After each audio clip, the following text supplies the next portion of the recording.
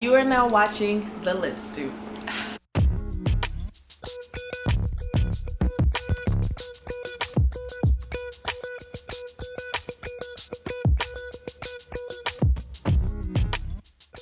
Let's get right into it. I have been gone for a while, but I'm back with the jump off.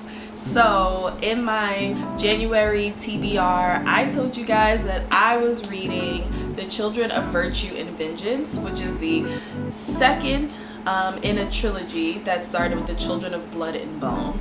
So let's just jump right into how I felt about this book. The Children of Virtue and Vengeance. Well, let me give you a synopsis. The Children of Blood and Bone, it takes place with his brother and sister, Zayn and Zelly. They're poor. They have lost their mother due to the raids that was started by the king a while ago. And they kind of trip into the princess who storms from the castle. Her name is Amari.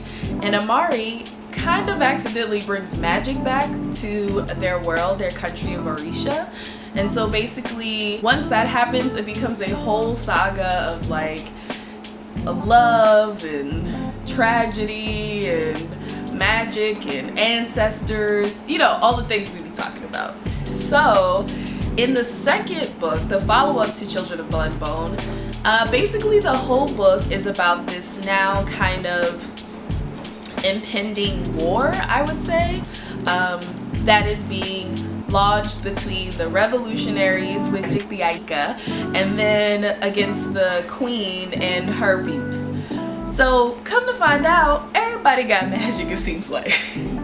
That's the first thing that's interesting about this book. It doesn't even become a fair war, if you even would say that. After that, I would say it doesn't really... Here's the nitty-gritty about this book. I'm on the fence about it. I think as a second book, if this is a trilogy, it suits perfect. If you've ever watched Toy Story, the first one is amazing. The second one is okay. It follows the story, gives you more context. And the third one is beautiful. I'm hoping that's kind of the method that Tomi uses with this trilogy. So the first book was very interesting. It did have its, down points, but it was a really good book. And then the second book, this one, it's just kind of like following the story, but it doesn't really do anything on its own. I think as part of a collection, it's incredible, but on its own, I mean, I could live without it. If I wasn't really invested in the characters of the story, I wouldn't just pick this up just because everyone is reading it. You definitely it has to continue. I would say that the upsides of this book is that it is very interesting. I did keep reading and didn't put it down. And I found the character development for some of the characters to be better than others. So I really was interested in seeing like the elders come back. The Aika was a really interesting addition. Just like that kind of world building where they were staying at, that was all really interesting. I would say that the main characters that we fell in love with, though, they're going through some things in this book. They are going through some things in this book. Amari, that long lost princess who magically brings magic back, who accidentally brings magic back. Amari really in this book gets on my nerves. Oh my gosh, she's insufferable in this book. I don't know why they made this character like that, but every time, basically in the book, each chapter is from a different character's perspective, and every time I got to her chapters, I was like, oh, roll my eyes. She becomes really obsessed with power. She really thinks that she is the end-all be-all to the Orisha, and honestly, I couldn't deal with it. Like, I really was stressed. I no longer wanted her to be one of the main characters, and that's not really how I felt in the beginning. I don't know what has happened. I don't know why she became so obsessed with the kingdom, but it became a whole thing. So I really didn't like what they did with that character at all. Zelly, I feel like it could have been better. She clearly has been through some trauma. She lost her dad. She lost her love of her life. She's confused. She's hurt. And that is shown through in this book. But I really wanted her to, I don't know, I really wanted more for her. I really wanted more for her character. and everything else. I would say that the idea of this war is interesting, but the thing about this book, spoiler, is there's no winner. There's no winner to this war. You spend the whole time on the edge of your seat and you're like, oh my god, what's gonna happen now? Who's gonna win? And then nobody wins, kind of. It really ends on this cliffhanger, which brings me back to the reason I know that this is a second book. I know that this is part of a trilogy. It really was like a setup book. It does give you a little bit more insight. It really does complicate kind of their trajectory as characters in this world. But honestly, like the ending is a little bit of a letdown, I'm not gonna front. I read the whole thing and I was like, what? Like, if you listen, talk to me. Tomi, talk to me. If you not gonna give me the third book anytime soon, why you do this to me? Why you play me like that?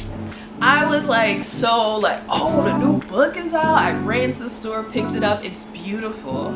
It is interesting, but then it leaves you with a wanting of more. Like, I wanted more. And so I won't say for that, my review on this book, it's not the worst book ever, but I definitely wanted more. I wanted more from the character development. I wanted her brother to have more.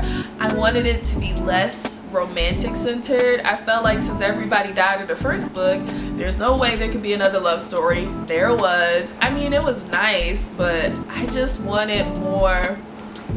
I wanted more of Amari and Zelly's like friendship and partnership. I wanted them to I don't want them to be like lovers or anything, but I wanted them to be more together. I wanted their powers I wanted it to be like this like crazy, like Wonder Woman-esque, like with black people type of book.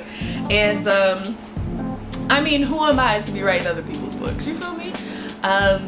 Would I recommend Children of Virtue and Vengeance? I would recommend it. If you enjoyed the first one, I think that you would enjoy the second one. I do think that your expectations can be as high.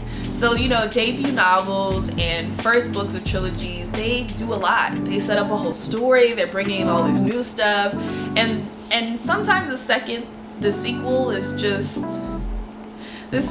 just kind of like making the story happen. It wasn't that there was nothing to say about what happens after magic comes back. There's plenty to say about that. It just leaves you wanting more. So Tomi, girl, please, this third book, I need everything. I need it all. I need the queen to die. I need everything to go down. I need to know what is happening. I need there to be a real conclusion if there's supposed to be a conclusion.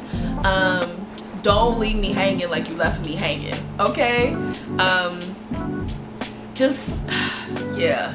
So I would say this is a fast read. It's intriguing, but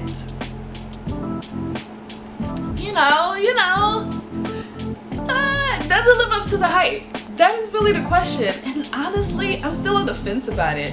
I think that maybe later this year I'll have to reread the first one and then read this one and let you know if the stories really mesh together, if they tie together, if it's worth it for real. But I think it's worth it as a collection. So if you do like the first one, which some people didn't, but if you do like the first one, this is definitely a book to try out. It was a great way to start my year of reading, and it really gave me so many feelings. Like, so many feelings. So, I don't know. Let me know in the comments below what you all thought of the first book, Children of Blood and Bone, and if you've read Children of Virtue and Vengeance, did you love it? What did you need from this book that maybe you didn't quite get? That's what I've been hearing that people are feeling. Like, there's something that just wasn't quite right. I'll tell you what I did need though. I ain't need Amari. That's what I ain't need. Anyway, stay tuned for more standalone book reviews.